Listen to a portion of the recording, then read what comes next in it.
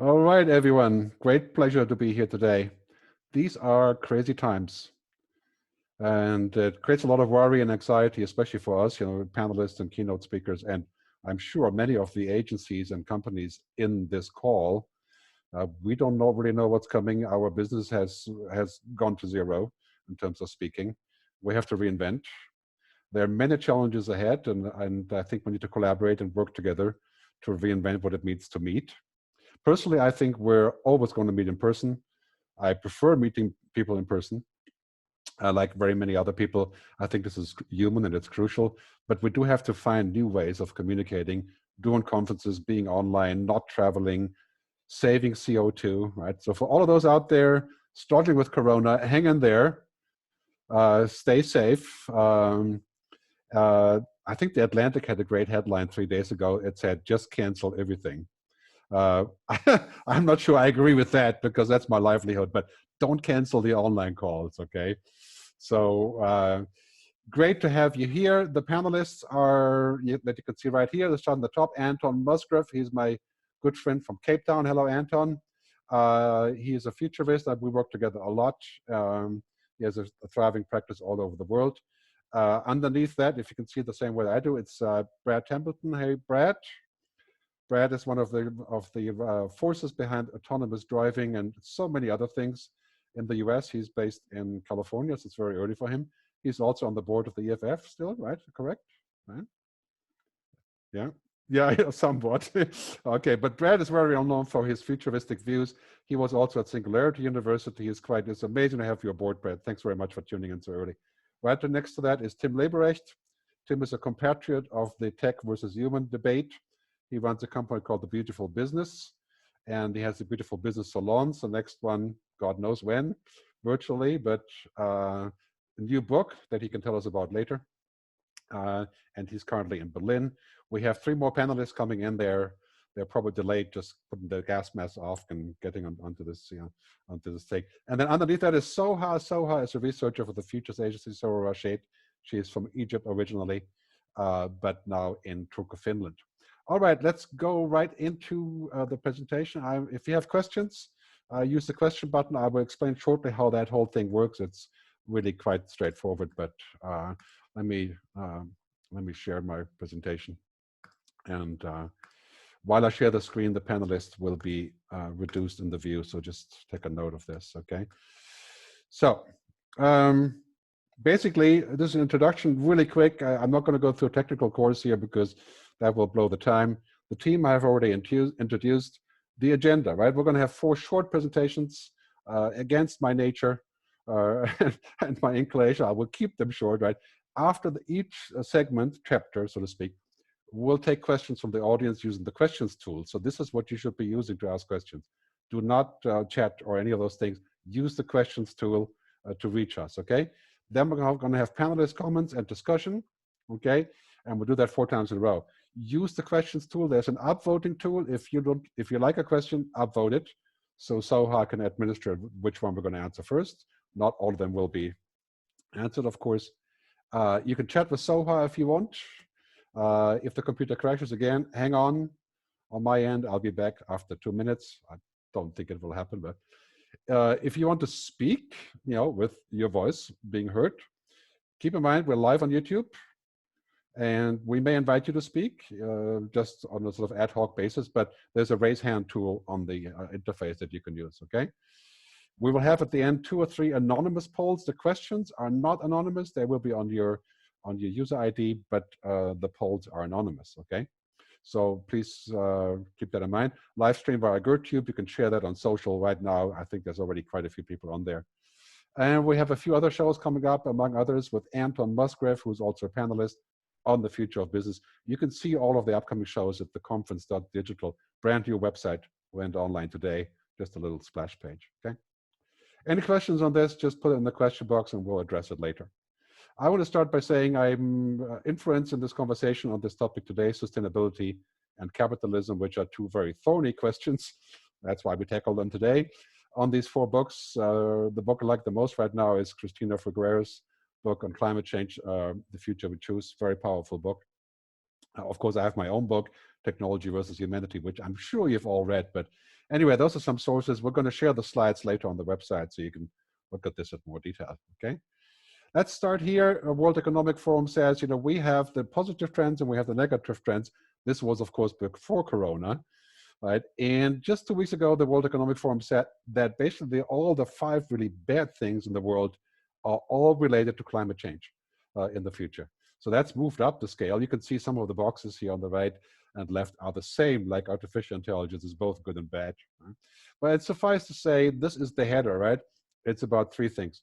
Sustainability and climate change being the same bracket there. Technology, what are we going to do with technology? Too much technology, dehumanizing technology, and what is the economic logic? We're going to solve all those problems today in this call, and and afterwards enlighten the world with what we mean. Here's a map to put the fear into you, not that you need it today, given that everything is happening around us. But this map shows what happens in a global warming. This is the IPCC numbers, 4 to 5 degrees global warming. If we continue as we are, we're going to see this, roughly the entire southern hemisphere of the world being uninhabitable and causing 300 million climate refugees, just as a data point, right? This is serious. This is not going to be something that we can do with marginal action. So this is just a sort of a header here, right? There's 2 emergencies we're facing. This is my introduction part, right? There's a climate emergency, obviously. There's a corona emergency, which is not on the slide, and then there's sort of a human emergency, dehumanization, people feeling objectified by technology. And between that, of course, is the question of economy. What is going to be our goal in the future? More profit, more jobs, more money, right? Or are we going to switch to a different bottom line, the triple bottom line? We're going to talk about that later, right? The UN says tech and climate change is creating or could create new inequalities. That's a pretty hefty statement, right? Climate change obviously is hitting those people the worst that are already the poorest. And technology creates inequality that we've seen unprecedented, right? For example, this, right? Slide I will show you after this one next. But as a context, I always say business as usual is dead. And God knows that's true now. And that also goes for myself. So we're reinventing right here, speaking about what could happen.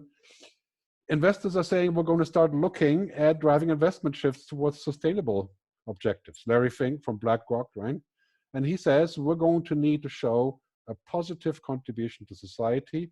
And this is no longer greenwashing, is no longer wishful thinking, altruism, utopianism, whatever you want to call this, is business. And I think we're going to see that as a new future. The Business Roundtable in the US has already said 3 months ago, we're switching to a stakeholder economy, right? So people, planet, prosperity, but all mixed up in all the stakeholders, partners, employees, everything, not just generating profit. And here's a chart that is going to light the fire on this discussion. We see fossil fuel divestment in a rapid pace already around the world. This is from Arabella Ventures. That's quite clearly a trend. People are pulling their money out of things that they don't think should be supported.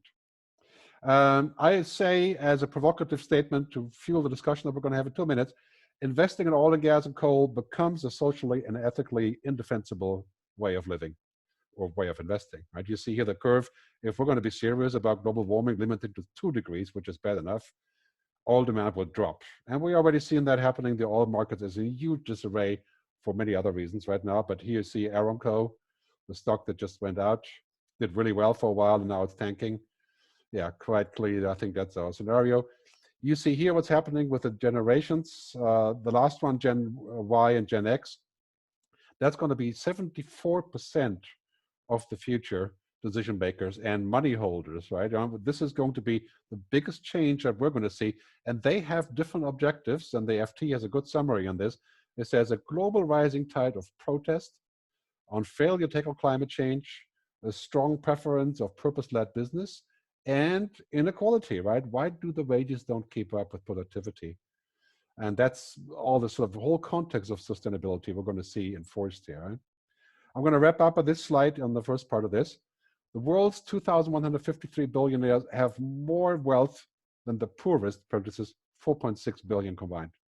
Inequality is a major driver of this debate about climate change, the debate about new economics, the new kind of sustainable capitalism, and all that stuff. So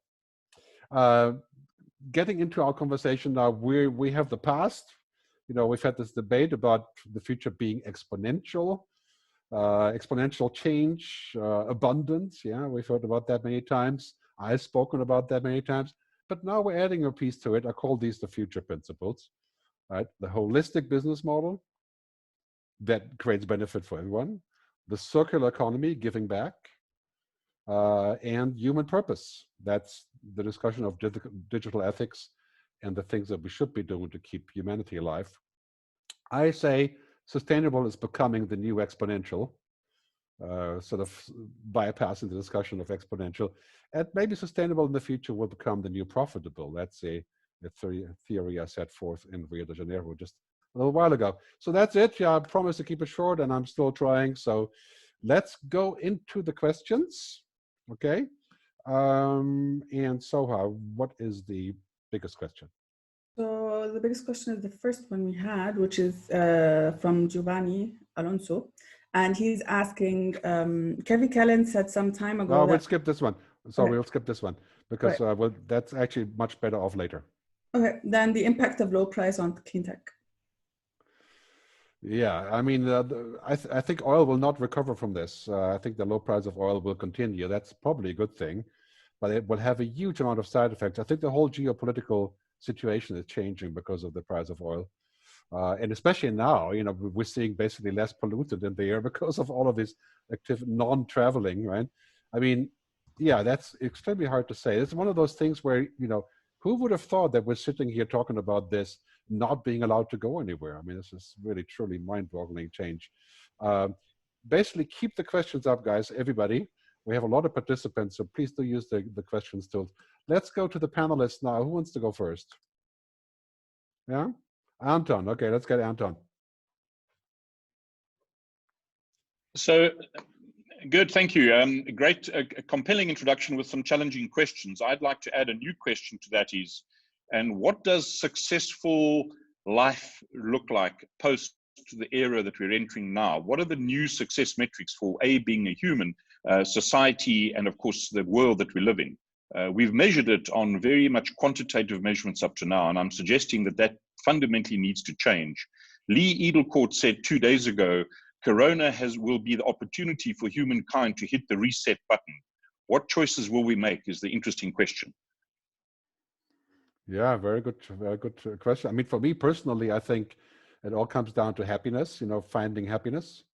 And, you know, everybody knows that happiness has something to do with money, but not everything. Actually, most things, not really, right? It's a much larger definition. I think what we're seeing right now is a sort of a reset of saying, okay, what do we want to be? And what is important to our lives? What kind of world do we want to leave our kids? I mean, I have 2 kids. I look at them and saying, you know, what kind of world can I responsibly say that I created for them, right? That creates a lot of pressure. I got to think about that. So some of the other guys want to chime in? Brad? I know you're mulling your answer there. Yeah, well, on that question, I think work-life balance, which is a phrase that's gotten some negative things because it's meant actually bringing your work into your life. I think we actually do need to see what we can do about improving that and making people think. Now, some countries, people work many, many hours a week, and some countries work less. Some people have already thought about that. I think we'll see a lot more change in that direction. It's interesting with the virus, everyone's sort of staying at home and recapturing what it's like to be at home. They maybe haven't even seen their home that much as time's gone on. To get to the first question about oil, I think it ties well to your question of whether sustainability is the next exponential. Now, it was very chic for a long time to talk about peak oil about 10, 15 years ago, which was this belief that we had run out of oil. And that, of course, turned out to be about as wrong as it could be. Now there's an immense oversupply of oil. But the actual peak oil, which maybe we have come to, is the peak demand for oil. Which is because of sustainability. And yet I'm looking at the stocks today, as everyone else is looking at them, and I'm looking at the clean tech stocks, and they're hurt as much today as the oil companies are. So the market at least has not decided yet that sustainability is the new exponential, but maybe it's something you can hope for. Yeah, that's a very good point. I'm probably more hopeful than realistic in that regard.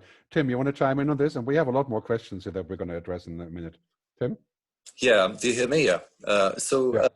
I wanted to comment a little bit on the need for more metrics, and I just want to caution us. I mean, I agree with Anton that this is such an opportunity, COVID-19, the state of the world right now, to really reset business fundamentally, but also us. And I think we may want to consider that we actually do not need new metrics and optimize the heck out of purpose or sustainability, you know, within a framework of efficiency and other conventions that we have used for decades now, but that we actually ascribe more value to things that we cannot measure, and that we reestablish a language in business that includes beauty or love and other, you know, fuzzy, elusive things that we had a hard time measuring. And I think that's really the bigger shift that we should be looking for. It's really like the consciousness. It's our own souls and selves, rather than just shifting from one framework to the other, from one system of metrics to, you know, a more holistic set of metrics. And I think that's the conversation we should be having now.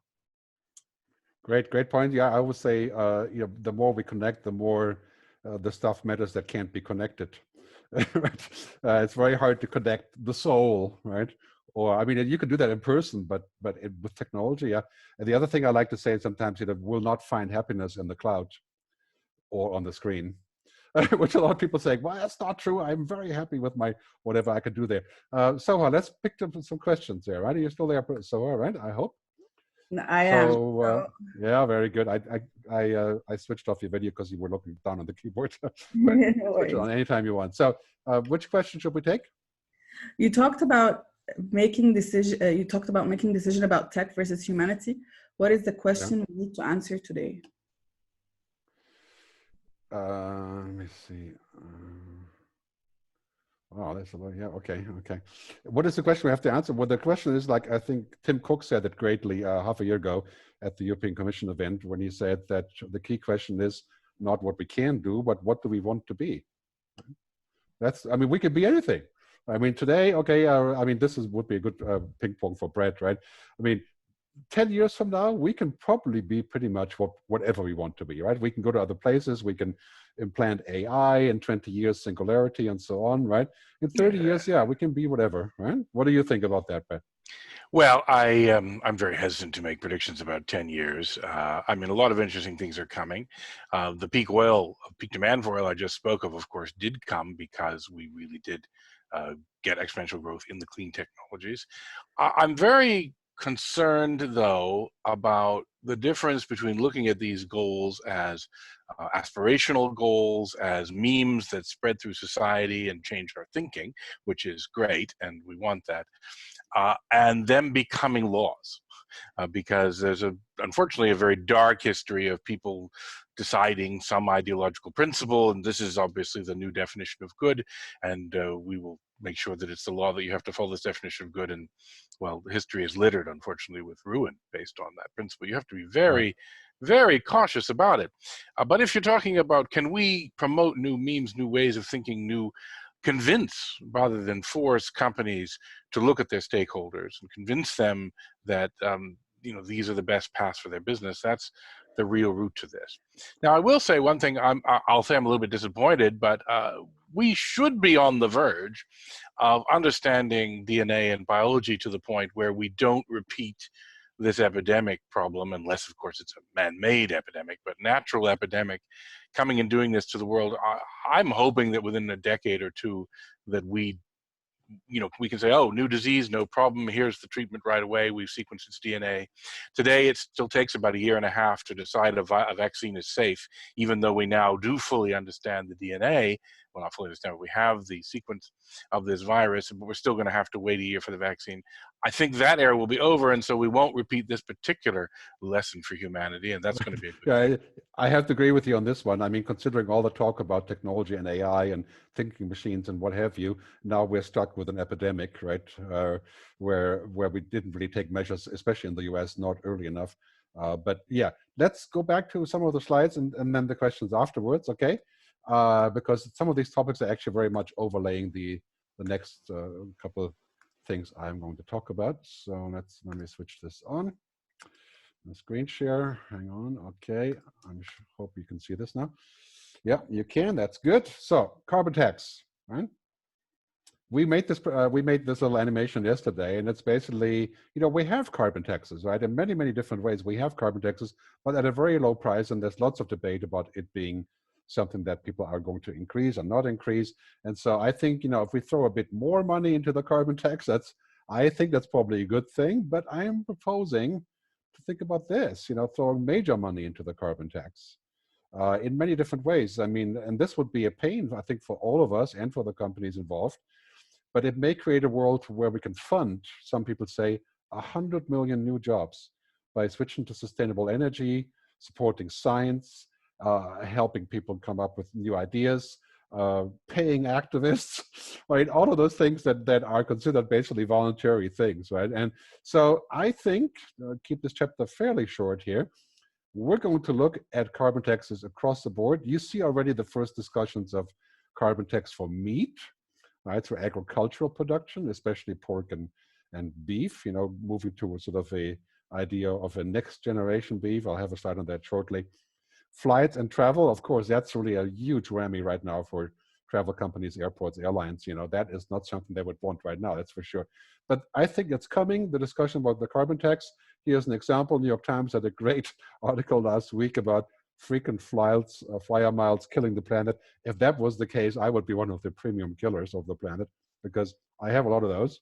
And I come up with that question to myself, and say, okay, how exactly would I go about this? And great comment on this, and a similar article by CEO of Goldman Sachs, who says, given the magnitude and the urgency of this, is one thing of saying the market will solve it, but governments must put a price on carbon, right? I mean, it's pretty amazing that this is becoming a major theme, and we should discuss what it means. Just today, Soha sent me this, right? The Dutch want to levy all airline tickets, put a tax, a levy on airline tickets. Is that a solution?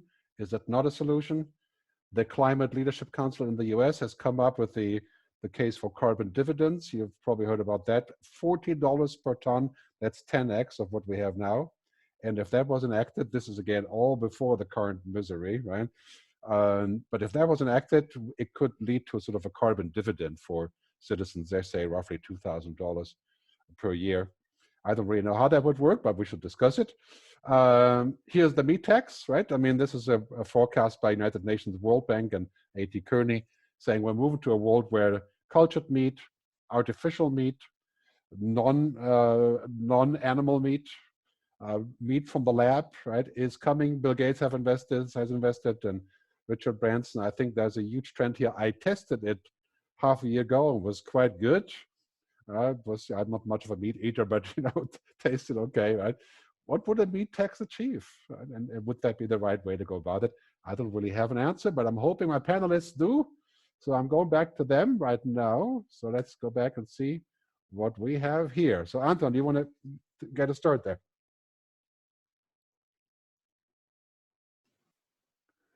Hello, are you there? Yeah. You've got the microphone. So good, thank you. I think good. For me, it comes down to the frameworks that we ask these questions within. So carbon tax is just another mechanical method to try and tweak the old system and have a better outcome for everybody. Maybe what we need is a whole new framework to assess whether something is good or bad or how we manage it. Just take this concept of sustainability. For me, the way we've used it and are using it in business is I do a little bit of good, I do a little bit of bad, and on average, I get a reasonable outcome. And it's sort of a zero-sum outcome, if you like. And I think maybe if we recalibrate the conversation by saying, let's adopt a concept like flourishing. If everything is passed through that filter, the debate changes from whether a carbon tax will mitigate the bad stuff we do adequately or not. We'll change the questions and then come up with brand new answers. But maybe business in this period needs to re-examine the language and frameworks that we use to even consider whether something's good or bad. Good point. Yeah, that's even a taller order than the carbon tax, which could be sort of an intermediate measure, maybe, right? I mean, I've proposed, I mean, we've done the numbers a couple of days ago, so and me, and we looked at roughly $310 is the average price of an airfare ticket return around the world, right? If people pay 10% for each ticket, $30, right? We're looking at roughly 3 billion tickets are being sold every year. That's $100 billion, right? Or euros, right? That's a lot of money, but it's not much money in the overall scheme, right? Right. So I think that would be a very good start. I would be hurting to do this. Everybody would be hurting, especially now. But let's assume it ever comes back that we can keep flying. I would propose a carbon tax of that nature for flying, and I would be happy to pay it. And I do already pay it through carbon offsetting. But maybe you're right. This is not a permanent solution. It's a stop bill. Maybe. Who else wants to chime in? We're going to take some questions shortly. So. Yeah, I am a big fan of things like carbon taxes, basically trying to understand what externalities are not priced into how people activate, and then letting them decide the best way to get rid of that externality. And the old approach was to basically have some committee in Washington or Brussels decide who the winner should be, whether it's going to be solar this week or batteries that week. Sometimes picking right, sometimes picking wrong. You get much better if you just tell people, just look, stop polluting, and you're going to make money if you stop polluting. And then they're very motivated to come up with solutions that nobody thought of before. And I think it's wonderful. Great. Tim, and then we have 2 questions. Yeah, I can jump in as well. I mean, it is kind of curious, right, that air travel is not taxed yet, right? There's sort of no gasoline, no fuel tax. And it's also interesting, I read a statistic the other day that actually came from the UK, where 15%, I think, of frequent flyers basically make for 70% of our air travel. So I think it's important to remember that flying is very much an elitist sport, right? It's people like us, Gerd. You mentioned your miles, myself, right? It's we basically I could probably absolutely live, with a carbon tax. I don't think that makes a dramatic difference. I wanted to go back to what Anton said. I think in terms of changing the language of business, and just to make that more specific, I think what would be interesting is to change some of those underlying paradigms that have defined success. So for example, the language of winning, right? So why do we have to win all the time? What does that mean, winning at all costs? Like, should we talk about losing and not just fail fast in the Silicon Valley meme kind of way, but really losing? And then also, I think I've taken issue a little bit with this very fashionable notion of human-centered innovation. So equating, humanity or humanely treating the world where humans are not at the center necessarily with human-centered, I think is kind of like maybe the wrong equations. I think we need a new model there as well. So just saying like we need to serve human needs and we need to humanize by putting humans at the center of everything we do, that might be a bit short-sighted, in fact, very myopic. And it's time maybe to think about a broader communion of technology, business, nature, and humanity, where we humans are actually not at the center. So those are some of the questions I think we should challenge. I think the sort of Anthropocene logic of saying we're looking at the human at the center, that's actually, I think that's not a good idea. I think what I mean is like, we have to ask ourselves if this is for human benefit or not, whatever our action will be, right? And what is human benefit? And this is, of course, the question of what we want to be. If human benefit is to become superhuman and travel to other places, then we do different things, right? So this is one of the things that I think, ultimately have to decide on in some way, of at least deciding in the most basic ways, like, are we going to merge with technology or not? And different discussion, not really part of this panel, but we got to take some questions because we have like 50 of them already. Soha, do you want to pick a question?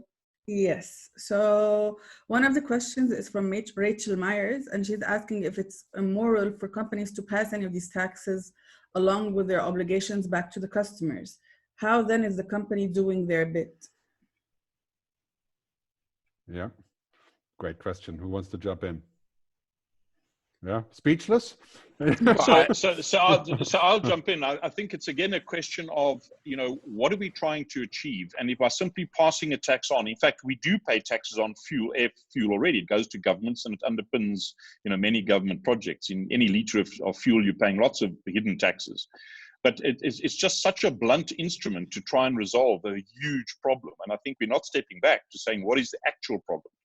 And, if we take a step back and say, what is our role as humans, as leaders of large companies around the world? Are we leaving the planet in a better place for future generations, for ourselves, and for people around us? And start developing a different set of tests rather than a blunt taxation instrument, a lot of which is wasted through inefficient administration, corruption, et cetera, et cetera. So I really think that, the tax thing is just a tiny way of looking at a much, much larger systemic problem. Yeah. keep the answers short. Anybody else want to dive in on this? Maybe we'll move to the next question. There's lots of questions here. First of all, we have a comment from Christian Sievers. There are 4 men on this panel and no women. That's true. I've tried my best to get women. It's really tough, you know. In fact, you could say I'm not doing bad myself. All my team members are women, so it's a very good start, right? But let's get more women on the next one. I absolutely, totally agree, and this has really been a difficult journey also. But point very well taken, and mea culpa. We have to definitely work on that one. Another question, Soa. At least Soa is picking the questions, so she has power. Yeah. Soa. Yes. So. A question from Heinrich Hugenschmidt, and he's asking why are climate change topics emerging again now? They've been known back since the 90s. What's driving this? Well, I think first of all, it's quite clear that climate change and sustainable energy and the switch from oil and gas is a huge business, right? I mean, it's quite clear. It's the end of oil. It's not that we don't want oil. I mean, I do, but most people are still in the oil business. But it's quite clear it's not going to make money in the future. So we're going to find. I mean, I invested in solar energy 15 years ago. I lost everything. Right? But if you invest in solar energy now, yeah, I think it's going to be good, right? So it's a huge business, and as I said, it's 100 million new jobs. I think in going away from the fossil fuel economy, and there's so much innovation in there, you know, battery technology and quantum computing, all the stuff that hangs, you know, AI, right, is a tool that we can use for this. So there's going to be there's huge opportunities. It makes sense, and I think, of course, we are at emergency level, basically. On that issue. So anybody else want to comment on this? Why that is happening now? I think it's happening now, good, because we're actually seeing some real big events that are shaking people's lives. If you think back to the Second World War, months after the Second World War, a nuclear bomb went off, and everyone realized the urgency of signing nuclear agreements to make sure it never happens. Climate change has just not been that immediate, but suddenly it's becoming very real, whether it's floods, fires, or hurricanes. Suddenly people are saying, wow, what you said 30 years ago is actually true. That's why there's focus. Well, I hate to tell you this, but in the United States, I'm not sure this is true. No, John, you must be kidding. Yeah, no, I mean that people have not yet scratched the surface of what they need to do about it, because simply we're not going to conserve our way out of it, but we still have a lot of conservation still left to do. So I'm afraid I can't express this optimism about how far we've gone. I can have optimism about how far we will go, but not how far we've gone. Yeah, there's an interesting comment here from my brother, who's actually on this call from Berlin, Ulf Leonhard, and he says that that he's worried about all the conversations that people like us are having and stuff, but politicians aren't doing anything, are not responding. They're totally behind the curve and all. I think that is true. However, I have great hope, you know, looking at Jacinda and New Zealand, right? Looking at Finland, right? Looking at other countries, the women are coming, young people are coming. Even South Africa, I don't know what you feel about that, but you know, I think probably gets worse before it gets better. I don't know, but I have faith that politicians are getting with the program because they know that these are fundamental existential issues, both technology and also climate change. Yeah, however, as long as we don't end up with a geriatric ward running for president of the United States, we'll be okay.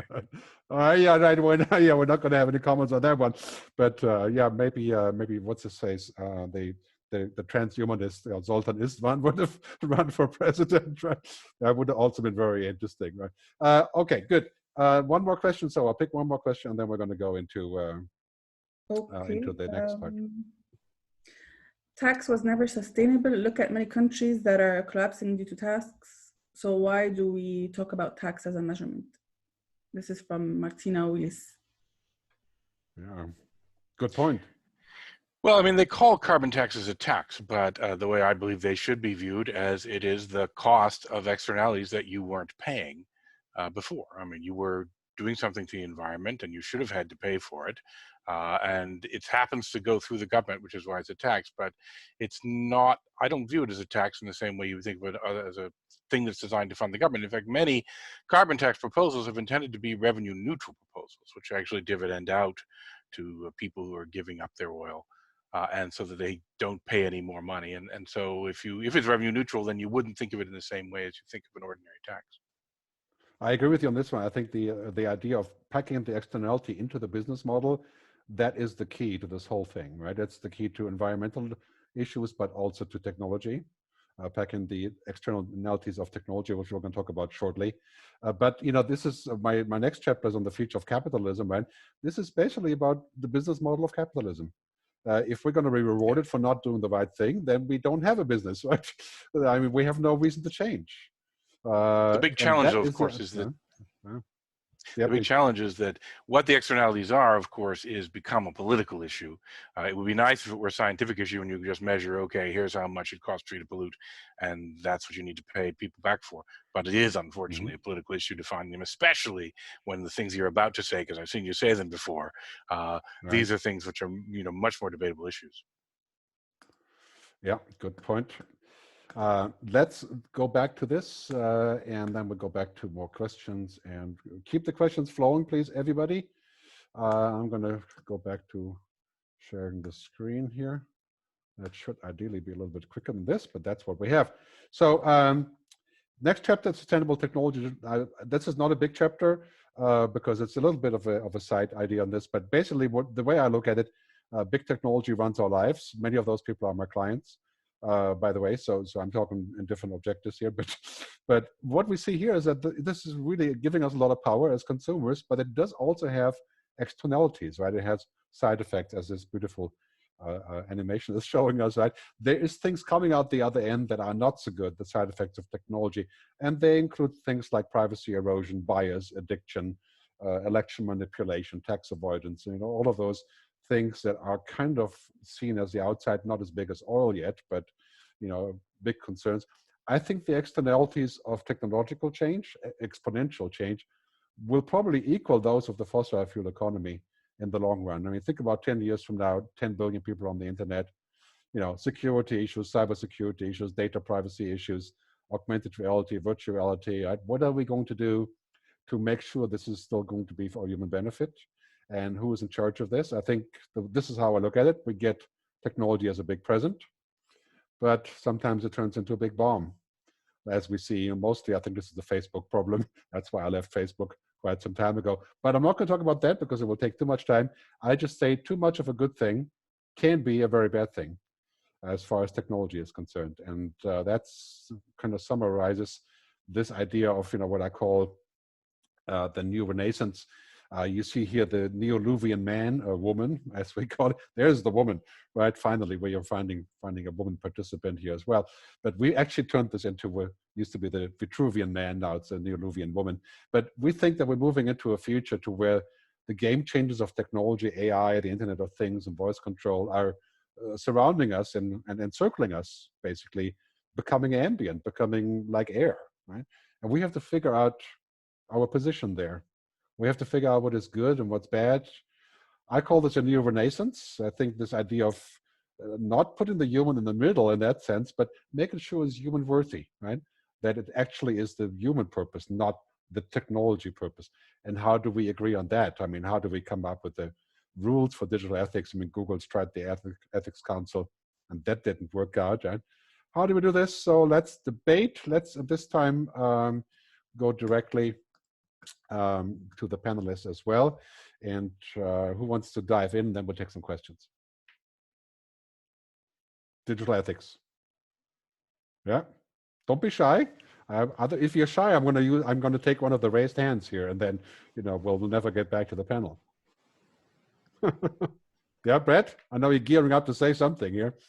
I mean, it's such a huge topic, right? And I think everyone's aware of these negative things happening, but the very challenging question is, how do you define them? How do you define fixes to them? I mean, I know many of the people at some of these companies. I can walk to some of the buildings that were in your little animation. I'm at the back end of some of them, and there's a common misperception that they're these evil sort of blind people who don't see what they're doing. And I mean, they don't see everything that they're doing, but they do see it and talk about it. But they're not really any more able to solve it sometimes than the rest of us are. Sometimes they are more able to solve it. Sometimes the problems are just really hard to come up with actual working solutions for. Facebook is certainly a good one to be at the top of the list, though. But I'll be perfectly frank, I like to think I'm pretty smart about this stuff. And I didn't see coming what came from Facebook destroying the elections. And so I don't really blame Mark Zuckerberg for not seeing it. I blame him for the inaction after seeing it, but I don't blame them for not seeing it. I think they're not more blind than the public. They're about the same blind as the public. That's a good point. Yeah. Anybody else? Tim? Anybody? No? Okay. Well, let me. I think Anton. Yeah. Okay. Please. I think one of the challenges, I mean, I agree with Brad on the thorniness and the complexity of it. The trouble is that regulators are trying to impose prescriptive regulation over something which is almost not regulatable in the old way of doing regulations. And as much as we've spoken of new business models, maybe measuring, what we do in different ways, so too the whole concept of the regulatory framework of life and business needs to shift to principles and values based as opposed to prescriptive. Paragraph 13C says you may do this or may not do that. And so that's a fundamental shift in the philosophy of how we govern integrated living life, business systems, ecosystems, etc. The problem, of course, is that makes the rule of law much more difficult when, people like having paragraph 32C because they can look it up and they can say, am I in compliance? Will I go bad or will I go good? And, the old regulatory approach for the slower world was people went out in the world and did things. We discovered it was something bad. We say, okay, we've identified that corporations do this bad thing. Markets fail in this way. We come up with a system to try and fix it, and then we move on. But by the time we've written paragraph C, it's obsolete, and nobody really has a solution yet to get around that. Well, Brad, I'm going to jump in here quickly, if I can just add. Okay. If you look at South Africa and the concept that Nelson Mandela introduced called Ubuntu, I am because you are. We have a judicial breaking up. and now the judicial system is introducing this test of Ubuntu to validate the regulatory framework. Now it's creating all sorts of crazy uncertainties, but it. Yeah, I think just etc. etc. The lawyers Anton, love it because it's massive. Yeah, Anton, you're talking about South Africa and your connection is breaking up. That is getting me worried about who else is in the system here. Right? I'm running Ubuntu myself, but it's not the South African principle, the operating system. All right. Okay. Let's take some questions on this. Before we wrap up and move towards the easy topic of capitalism. Soha, which one should we go? So, Eduardo, a question from Eduardo Penal. Will we need someone, a person or institution, to set the separation line between human correctness and tech correctness? Who would it be? Yeah, very good. I'll take the job. No, just kidding. I think basically I've proposed in many of my talks in my book that we need some sort of council of the wise people, like they had in ancient Greece. People who are basically discussing this in all different angles, who don't have their own agenda, like their own company or their party or having a government job or whatever. I call this the Digital Ethics Council. But it could just be a council of humanity, really. That's probably better, right? And to say, well, should we be doing this? Or if we can't do it, does it make sense? And if we will do it, what are the rules? Right? In many ways, I've also proposed in my book that we're going to have sort of a idea of a world government shaping up with this, right? Because how we're going to solve large issues without global agreement? And I realize most people say, oh, world government, that's going to be really boring. And look at the UN, how long they take and all that stuff, right? But I think circumstances will force us to come up with collective solutions. Because, look what happened with atomic energy. We had Hiroshima and Nagasaki. We decided we don't want another 5,000 Nagasakis. And then we decided to do something. And it may just be the same way with artificial intelligence in 20 years or so. I don't know. It may be the way with genetic engineering. So that would be my 5 cents on this. I think we do need that. We do need to have people who are discussing this really top level issues and who are paid to do pretty much nothing else than to ponder. I know that's maybe kind of like the old Greek way of looking at it, but right now there's just so many agendas, and I do wonder where that's going. I mean, it's funny, if you're looking at who talks about the future, it's not, we talk about the future, of course, but who's talking about the future is technology, right? Technology companies have claimed the future. Right? And that is because, they're really good at it, and that needs to change. you know, I think the human, you know, the society needs to claim the conversation on the future. Tim. Oh, sorry, I didn't mean to interrupt. I just wanted to chime in. No, you're fine. I saw a comment from one of the attendees, Kamal Islardi, that I really wholeheartedly agree with, that is very relevant. So I don't believe in digital councils, you know, usually comprised of more middle-aged white men like ourselves making decisions on behalf of the rest of the world. But I think it's really true what Kamal is right. Ethics fall back to the people and values that people practice. Have observed how values in a group drive wrong ethical principles. Having a diverse group of people in those companies that challenge the group values and make sure the right principles are in place is critical. So it's obviously a very complex, multi-layered issue. But I think there's, aside from you know, regulation and government bodies and councils and committees that we create, there are also, I mean, one really powerful group of professionals are engineers. And so, for example, what IEEE, the Institute of Electrical Engineers, as the professional organization representing 420,000 engineers worldwide, has done by creating standards and guidelines for ethical behavior and ethically aligned software development and engineering, is very powerful, right? It's just kind of creating a new North Star, and it's also then reinforced through standards and compliance, but it's not, you know, a government body implementing regulation. It's really driving a new ethos right into the heart of a profession that is very much shaping a world. So I think that's just one example, I think, of how a separate or different organization can really have impact and change the conversations. But it's hopefully a diverse, you know, group of voices doing that job, not just one, you know, top-down committee or council. In my opinion. Yeah, I mean, it's funny, of course, you know, in our position, I think we're all in the same boat there. You know, we have this constant challenge of the public intellectual in parenthesis, right? That is the person that's just doing whatever needs to be done to be talked about, right? And then we have to do business, right? We're getting paid to speak, right? And this is a constant dichotomy in my world, at least. You know, what would I like to talk about? What would I like to look at? And, you know, not everybody can be a public intellectual and just kind of give up everything else, right? That's kind of like being a jazz musician just because you like playing guitar or so. So that's, I think that opens up a huge discussion about the functionality also of futurists. You know, what is our role in, and, you know, and there was a great article, I think, the other day in New Yorker magazine saying how futurism has gotten sucked into the corporate agenda to make excuses as to why they're not doing things, you know, which is another funny angle on this whole debate. But any other comments here? Argumentative. Good. And an interesting observation is that the thing we're forgetting about is the role of the individual in society and the way individuals in companies and society are mobilizing. And we don't always like what they come up with. I can think of sort of, you know, some young people recently that have been quite disruptive for some people. But if you take the employees of Google, for example, saying, we don't think you should be working on this defense project. And increasingly, society is going to hold business leaders and political leaders more and more to account. And it's an increasingly powerful lobby. Yeah, this is a very powerful movement, definitely a part of the techlash discussion, right? And I think this is really important. I mean, personally, I have over the last 5 years, I stopped doing work for companies that I cannot support as to what they're doing. Including the three-letter agencies and others. But, you know, it's like, I just can't do it. And I think this is really important that we all make those choices as big companies. Yeah. We have a question from Victor Motti. I think he's also a futurist. And he's part of the Millennium Project node. I think there's 4 thumbs up. He says some futurists are proposing the narrative for a post-job world that is defined based on lifelong learning, lifelong creativity, and lifelong entertainment. Right, so a post-job world, right? He says, can this be a sustainable future?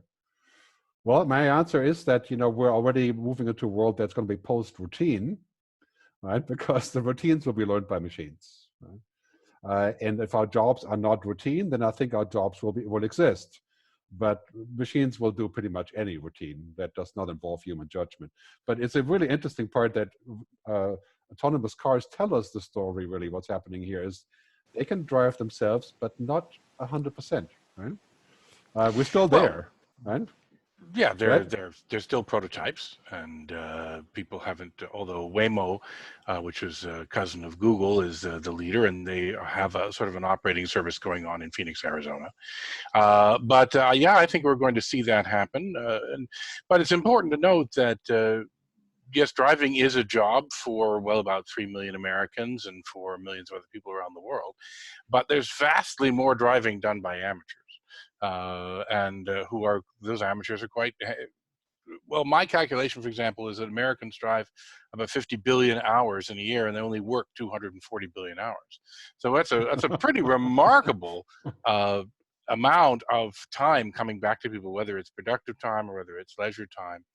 And I think that's a pretty unalloyed good. The fact that we just put all of that human thought into, yeah, some people listen to podcasts, but mostly all that human thought going into this routine task. And you know, there are two very different attitudes to when people hear that a robot can do half the tasks in their job. Some people say, oh my God, what am I going to do? Am I going to have a job?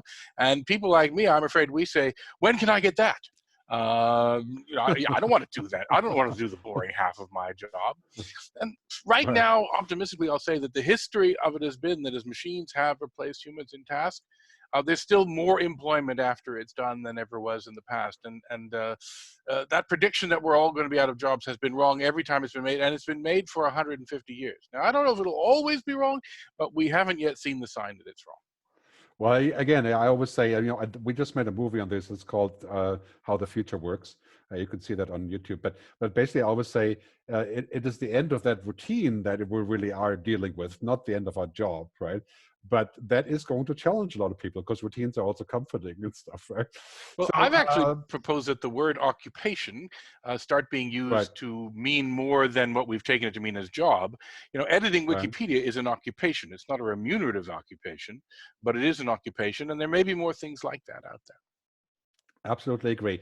I think the big Anton, problem we're all facing, though, is it comes down to the quality and nature of education. How are we equipping the young people in the world to create their relevance in this rapidly changing world of work and automation and human relevance? And so the problem I have, and it talks even to the future of democracy, people need to think critically, ask different questions, sift out the fake news from the real news, and make increasingly complex decisions about their life, their family, and their choices. And we need to recalibrate how the world is preparing billions of young people for that new future. Well, I'm just going to add one thing here because I think it's important to note on this issue of digital ethics. I personally believe the role of government is to basically make a balance between people and society, and then technology and business and industry. Right? That's the role of government, and currently that role is disturbed because, you know, we don't have a lot of protection against the power of technology, or let's put it this way, to harness it in a way that really works for us, just like we didn't really have that for oil and gas, right? And that needs to change. I think the role of government needs to change to really be representing us in our concerns, not the concerns of just business or even science, right? Because, you know, science is one of those things where many of my friends are scientists. It's completely clear that, you know, scientists don't really like a lot of restrictions on where this could be going, right? But I don't want the Oppenheimer effect, you know, 50 times over. So I think this is really an important conversation for politicians. In fact, we should do a show for politicians, and we'd probably have to show them first how to turn on the Zoom. But just kidding. Let's go back in a second. I have some really other good comments here. I want to go back to the future of capitalism. I think we could talk about this for hours, and in fact, we already have talked for an hour. So everybody there, stay on. We are going towards conclusion here. Well, if I can have any such thing as conclusions, right? So I think we're heading towards a paradigm change. And again, this may be a little bit of wishful thinking, but two big questions come up, and I think many people feel hopeless about this, and I don't. I feel optimistic about this. The economic model is under question, especially now, given the whole this whole issue of, you know, now we're doing a reset essentially, right, this year, right? People are asking questions about responsible investing. I was just at an event in Brazil with people, family investment companies, and everybody was saying we don't know if we should be supporting mining or you know, the agricultural industry and chopping down the Amazon or oil and gas, right? So I think we're moving to the sort of sustainable development goals, the idea of going a little bit beyond the old paradigm of profit and growth at all costs, and of course that leaves out America for the most part at this point, right? Even though there are plenty of people in America who have that opinion. So I call this people, planet, purpose, and prosperity. I think purpose needs to go in there, because it's about spirituality and about understanding how you see the world, the worldview. I call this the quadruple bottom line. And I think we're seeing the first sort of evidence. I've been talking to people about, especially in Switzerland and other countries in Europe, is to create a new stock market just for those companies, kind of like the B Corps in America, like say Patagonia, which I'm not sure they are a B Corp, but companies like that, to create a sustainable NASDAQ, a NASDAQ for sustainable companies in the principles of people, planet, purpose, prosperity. And I would propose that remuneration of CEOs and executives should be basically analogous to how much they do for all those four things. And I think this may be a sort of a, it's a utopian vision maybe, or I hope not a dystopian vision, but let's go back to Al Gore for a second, 2012, right, when he says, sustainable capitalism encourages us to generate financial returns in a long-term way, and as Brad was saying earlier, to internalize the negative externalities, to bring in the things that are essentially being caused by what we do. And I showed you the future principles before. I think we're really moving into the possibility of creating holistic business models in technology and in climate. The circular economy is now a huge business, and that's going to explode, I'm certain of that. And again, a human purpose. Right? Saying, okay, why are we doing this? Are we doing this just to have more work and more money, or are we doing it to better the world, so to speak? Like, a long time ago, a certain internet company had put as their paradigm. I think we're going to see a new renaissance, I mentioned earlier, also of investing.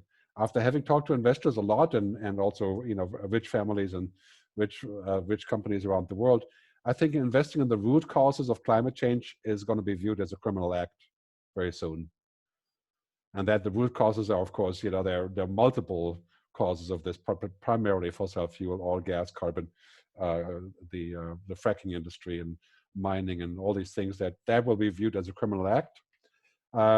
Technology investors are going to start to wonder of too much of a good thing, right? Facebook, great example, definitely too much of a good thing. I would say very bad thing, pretty much straightforward now. I left Facebook a year and a half ago. Great example for what can go wrong when we don't look. Our realization really is, and I think this is probably agreement on all the panelists, the free markets by themselves will not take care of those two challenges, right? That is climate emergency and human emergency. I think I'm for free markets pretty much across the board, but this is an issue where we're going to need to figure out how we make sustainable capitalism a reality and how we'll go about this. And maybe, somebody was mentioning in the comments earlier, maybe this is a year where that's all going to get jump-started. Not that we were looking for it, but maybe as a result of all these conversations. So, final questions and discussions and polls. I want to start with a question here from, let me turn off the screen share. That's good. We're back. Question here from Sarah. Sarah Crow. Sorry, just moving the screens around here. So I have a question from Sarah Crow from Italy, UNICEF.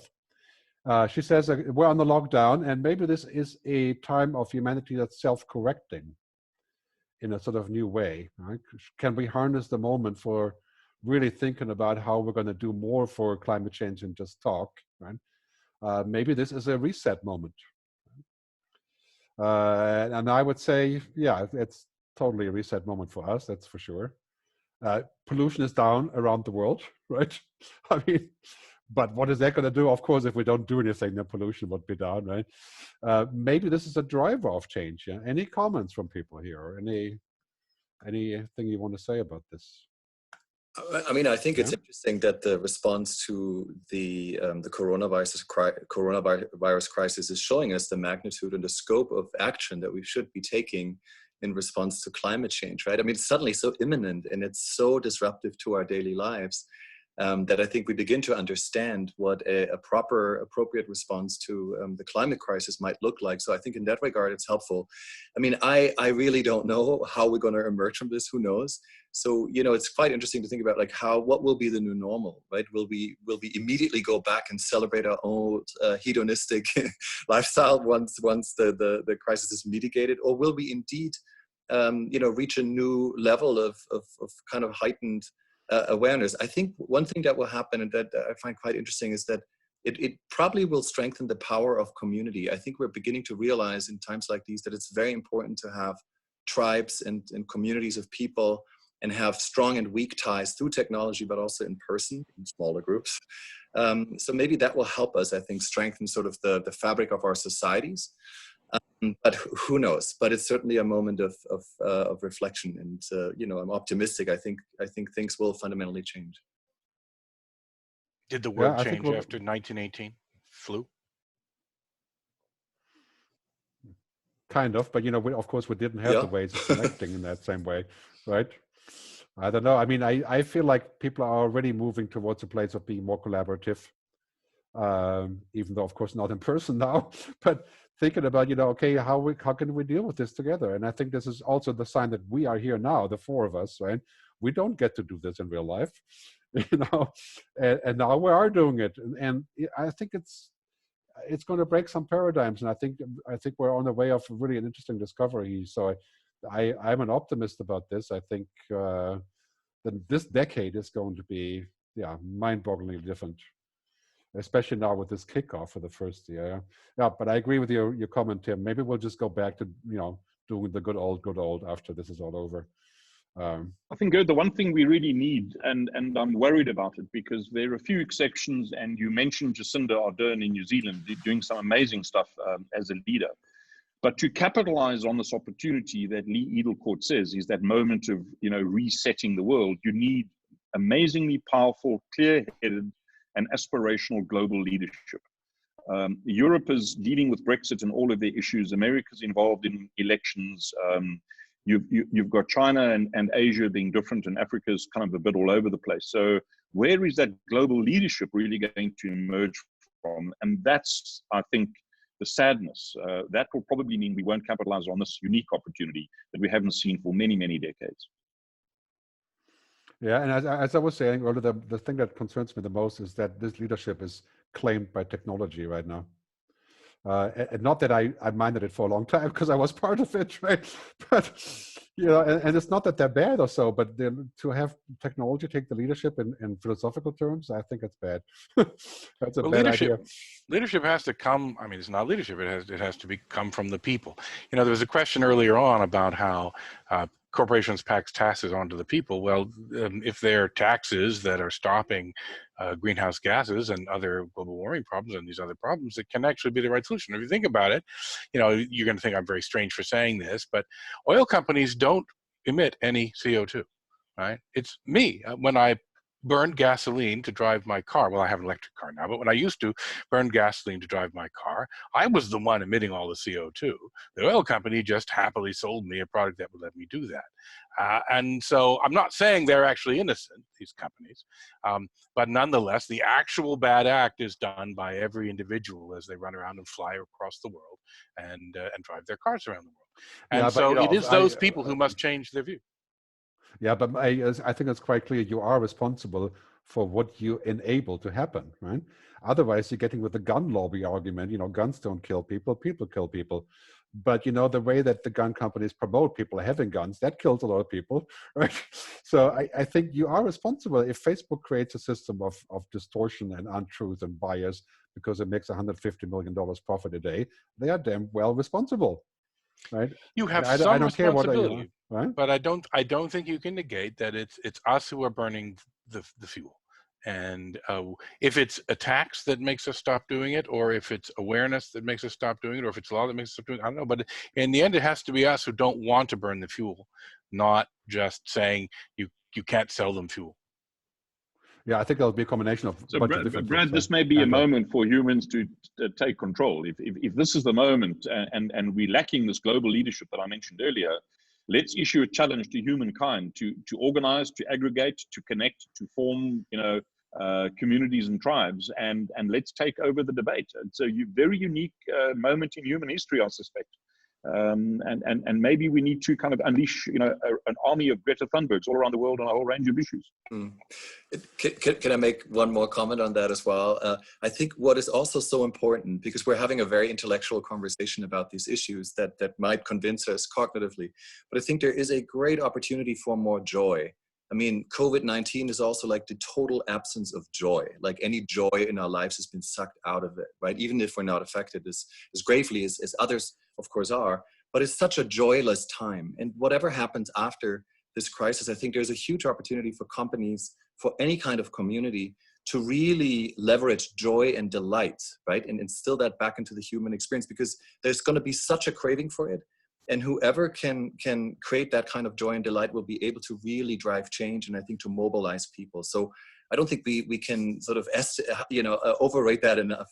That joy and delight are going to be key catalysts of change more than ever before, I think. I totally agree with you. I mean, for my background of having done like 1,800 keynote speeches and stuff, I can safely say that it's much more important for people to get emotionally and personally involved than intellectually convinced, even though I do a lot of that kind of work, right? But how do you get impact, right? This is really important. That's why I started making movies, right? Because films do get that impact if you get it right, and you get the transport that, I mean, watching a good movie, like I remember when I first watched Blade Runner, the original, I'm like, oh man, you know, I get it, right? Or Her, right? Recently, the movie Her, right? Where I'm like, oh yeah, you know, this is really ringing with me, or Paris, Texas, for that matter, outside of the science fiction realm, right? Those kind of things. But I want to take some more questions. We're pretty much at the end of the presentation, which is good. You know, as I said earlier, things don't happen in presentations; they happen in conversation. Right? Let the people raise their hands. Actually, maybe we should. Yes, let people raise their hand. But let's take one question. You guys get ready to raise your hand, please. Anybody who raises their hand and Soha switches them on, you're going to be on the microphone and the video. But let's take one question. People can get ready for this. Soha, which question should we take? So I'm going to ask a question from earlier on, and it's from Stefan Plotz. And the question is, with all the data we have on hand, I understand that the first world can actually make this shift. What about second and third world and urgent problems like violence and starving kids? That's like a sort of cover it all kind of question, right? I'm not so sure that we're really going to have that much of a difference between the first and second and third world anymore. I mean, in many ways you can say that the whole definition of developing countries in parentheses is sort of out the door anyway. And unfortunately, what we have now is the biggest problem I feel about developing countries is that they will have difficulties doing what we were allowed to do, right? Which is to grow on fossil fuel. And that's a huge challenge. I think the only way to solve that is we're going to have to get involved with supporting all the progress that we want on a global scale there, right? By giving them stuff like desalination plants that we may have invented, and by providing licenses to education and to providing input and to helping to make it more equal. I think that's, yeah, equality is one of those side effects that comes out of this. Anybody? No. Okay. You had your chance. Don't say you didn't have your chance. Okay, let's go to what's happening here with the raised hands. Oh, we have 3 raised hands. Okay, David Wood. Yes, I know you, so you're going to be on first. Okay, let's get David up on the screen. Do you have video, David? I should have. Yes. Okay. Hello from London. David is part of the London Futurists group, right? Running London Futurists, I think, right? That's right. I don't see my video for some reason. It should be working. Anyway, it's a great discussion. My question. Oop. Well, there you go. You're coming in now. All right. Yes. A new world. All my windows have suddenly changed. Okay, Fantastic. I'm going to put, yeah, okay, you're here. I have to start video. Okay, here, I think your video should be coming in shortly. There you are. Yeah, right. So, yeah, fantastic. Hello, David. Well, I really enjoyed this discussion. I think it's a really important discussion.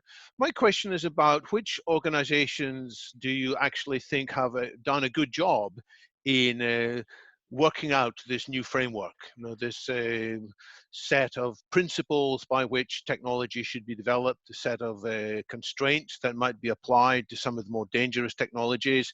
You have said in this discussion that you would like to see bodies with diversity. I had quite a lot of hope a few years ago for Partnership on AI, which was a body with a lot of diversity. It had diversity of gender, it had diversity of makeup, there were industrialists, there were economists, there were lots of people from NGOs. Is that our best hope?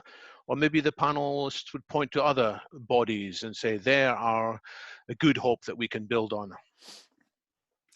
I see a lot of good things happening in cities. I think cities are the primary driver of a lot of change. So Lisbon, Berlin, Copenhagen, maybe Rio de Janeiro are trying really hard to take action in their local places, right? I think that's quite promising. In terms of other things, I know a lot of people look down on the European Commission for many reasons. I think the European Commission is a great instrument for getting all that stuff going. It is slow, it's bureaucratic, it's difficult, yeah. And I'm in Switzerland, right, where we're not really part of this. But I think the Commission has a lot of really good stuff happening there. Last week, the whole, what they put out on the Green Deal was quite substantial. The GDPR, while being a huge pain in the butt, I think for all of us, it's a step in the right direction. So I have hope that we're going to see more good stuff coming from the Commission. Generally speaking, yeah, I have to say I agree with you. I'm a little bit devoid of where I could point a finger at and say, we're seeing sort of a global movement already coming together. Like I said earlier, I think right now my feeling is it's going to get worse before it gets better. But it will get better.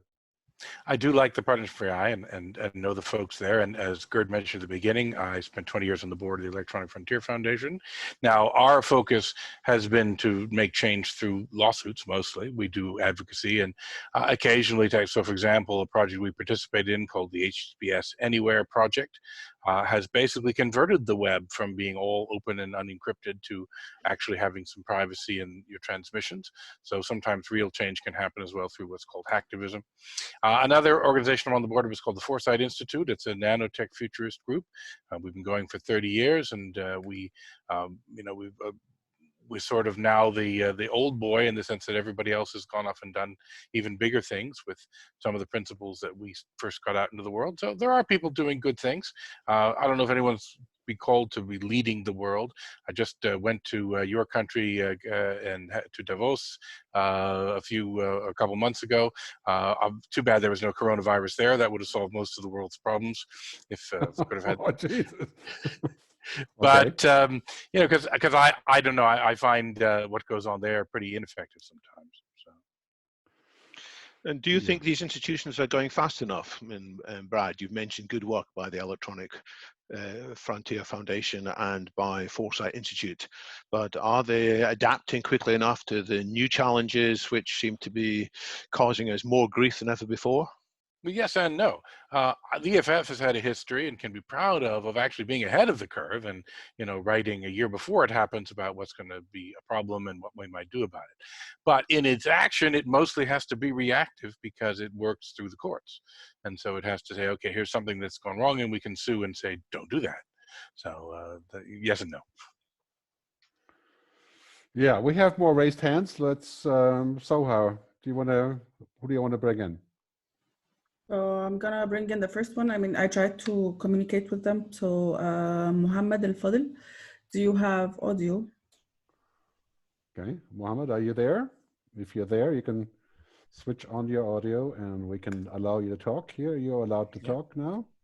And hopefully your video, because as we were saying, Gerd, we're trying to replace these in-person meetings we used to have with this online approach. And if you just see a blank box, it doesn't do the job of replacing it. I couldn't agree more. So Mohammed, I'm going to see if I can get you to start video. David, you can hang on if you want. Make funny signs in the background if you. But Mohammed, are you there? Yeah, you hear me, guys? I can hear you. Do you have video? Yeah, I am trying to. No, I don't have video, to be honest. No, it's okay. Just go ahead. Say what you want to say. I get out from the text. Yeah, please fire away. Are you there? We'd like to join him on his boat, I think. Yeah, on the back of an Uber. So if you're not talking, we're going to switch to somebody else, okay? Yeah. Yeah. Okay, somebody else. Let's go to, okay, Michael K? Yes, okay. Michael K, you can talk. Are you there? No, Michael has retreated. Yeah, well, that's, to be live on YouTube is quite some pressure there. I do have a question from Rich because he cannot have audio. Okay. Yeah. So the question is, he's talking about that responsible businesses or sustainable businesses are not necessarily profitable. Which ones should we try to invest in? Which is very specific, but maybe we can talk about responsible businesses and profitability. Okay. Yeah, if I can jump in and give you some comment, there's more and more research now that responsible businesses doing the right thing, in fact, make more profit. Very often pay their employees higher salaries. I'm sure you all read last week of the CEO in the US that paid everyone minimum of $70,000 5 years ago and suddenly shooting the lights out financially. But there's more and more research that those type of businesses actually are making more profit. They're getting sued less often, and customers come to them voluntarily, and so they need to spend way less than their peer group on sales, marketing, advertising, etc. And increasingly, you're seeing fund managers now seeking out these kind of businesses and focusing their investment strategies around them. So it's a bit of a fallacy to say because they spend certain money doing certain good things, they therefore can't be profitable. That would have been a logic in what I call the old world. Yeah, that's sometimes by the way, true and sometimes not, right? Gerd, you probably know about this, but it was very apropos of what you said earlier. But if you haven't looked at Eric Ries's new long-term stock exchange, I think you want to look into that.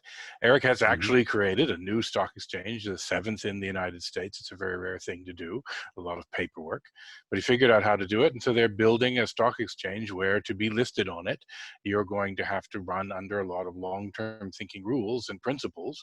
And the hope is that exactly what you've just said will happen, that the money managers and funds will say, and the long-term private investors will all say, yes, I want to invest in companies that have taken the pledges that get them listed on this exchange. And they can't get rid of the quarterly reporting reports or quarterly reporting requirements that are in the law, but they can sort of make it say that, yes, we make quarterly reports, but we're not thinking you should be looking at those to decide on our real health. Yeah, I see great hope there, you know, by this idea of saying, can we create a new mechanism of rewarding people in different ways? And maybe that can be the driver of very big change. And I think that stock market is a very distinct possibility, especially in Europe, say Switzerland or Finland or countries like the Nordic countries like that probably have the inclination already to do this, right? Well, they'll be listing their first driver of change there. They'll be listing their first companies probably this summer. So it's definitely something that's coming up. Keep me posted there. Yeah. It's quite interesting. If you look at the reason for any stock exchange existing, it's number one, to raise capital, number two, create profile, and number three, create liquidity, trading, and regulation. And each of those you can now do in alternative ways in this open, connected, transparent society of ours. So the raison d'etre for old type stock exchanges disappears. And if you have a new birth of a stock exchange where the real reason for existence or purpose is to align investors and stakeholders around a different common purpose, fantastic, really, really exciting.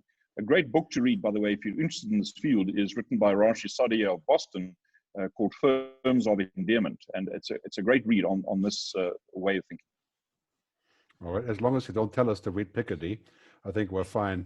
We're going to take Piketty and then we can basically, we can stack it up and sit on it. But it's a very good book, by the way. I don't want to put it on. The book is amazing, but it's a bit of a heavy read, right? So we have some more raised hands. Soha, is there anybody who wants to pipe in?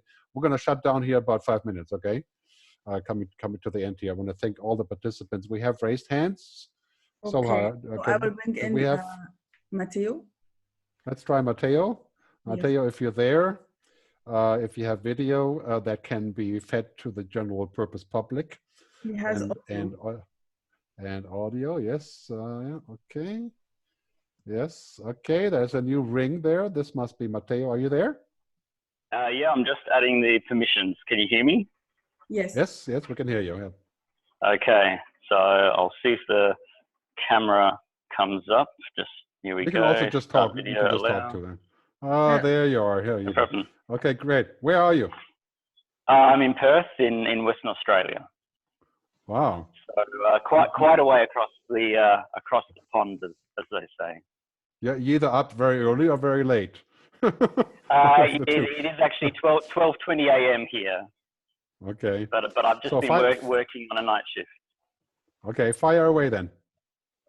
Okay, my question is, I guess, where do you see the benefit of what's called the overview effect that obviously various astronauts have had when they've seen the Earth from orbit?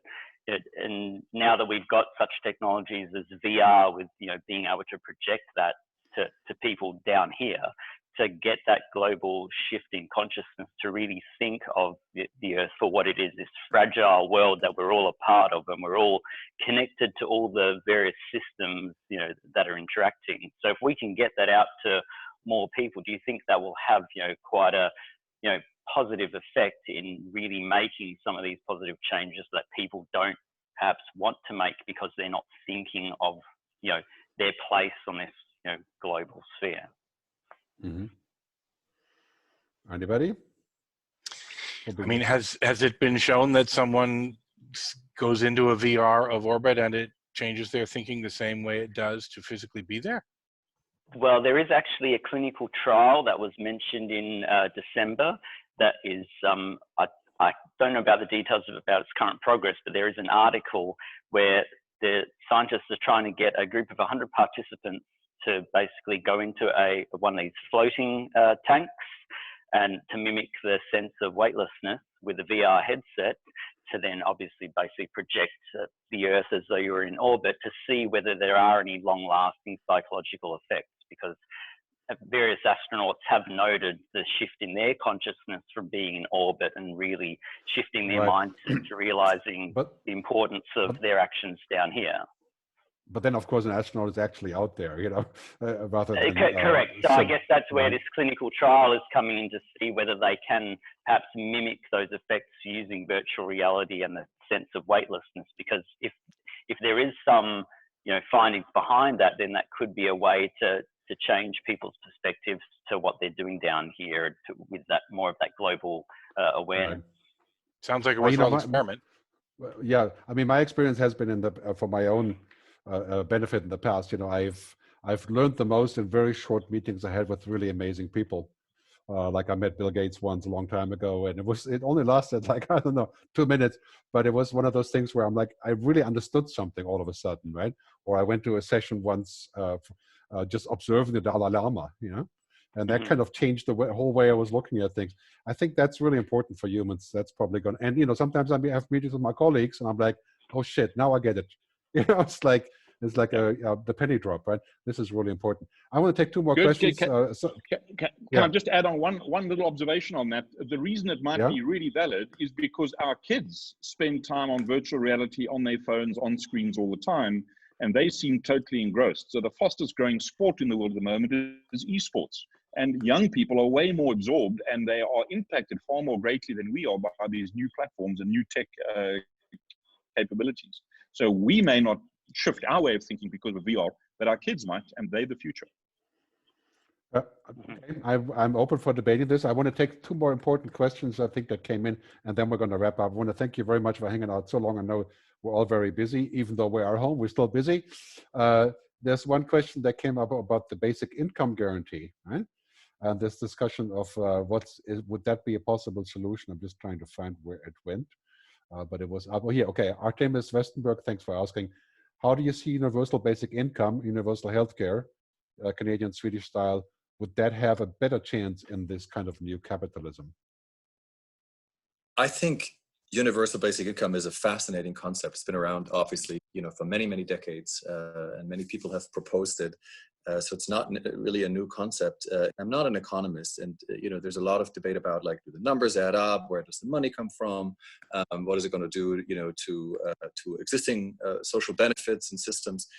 All warranted questions, but I do like it, and I mean, credit to Andrew Yang, right, for making it a mainstream issue and running a campaign based on it in the United States so successfully, and to many other people advocating it. But what I like about it is that it's changing the language and it's redefining success. And it's decoupling basically our own, individual sort of status in society from our productivity and from salaries and earned income. And I think it's a radical idea, but I think it's definitely worth exploring further, because it would fundamentally change the dynamics of distribution of what social justice, but also what success and integrating into society means in a better future. I think we're going into the future where we're going to disconnect this idea of money and work and purpose, right? There could be all different combinations of that. And we are already kind of living in that way already, because we're working freelance and doing all these things a little bit out of the regular job routine, right? So some things I do, I have a great way of purpose, but I have no money, right? And I think this is going to disconnect much more in the future also because of remote working and the sort of new workplace and new ways to work and so on. That gives us a chance to exploit this, like the basic income, or maybe just, I would propose something like a basic coverage of our needs. You know, like if it's going to be, you know, unlimited, abundant water or electricity, maybe this is just something that's covered, right? Here in Switzerland, we had a vote on the basic income. Yeah, please.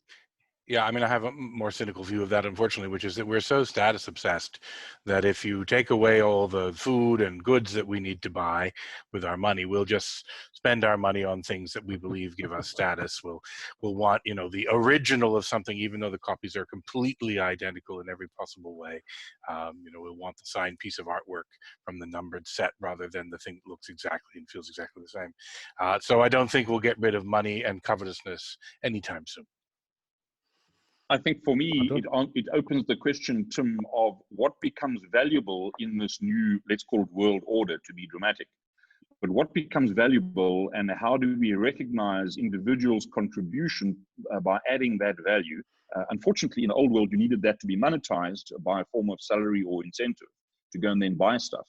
But if you recognize the societal value of helping an old person cross the street safely and not incur medical costs to be patched up after being hit by a car, and that then gets converted into basic necessities, I think it again introduces an entirely new way of thinking about how you regulate the role that we play in society. How do you recognize people that create real value?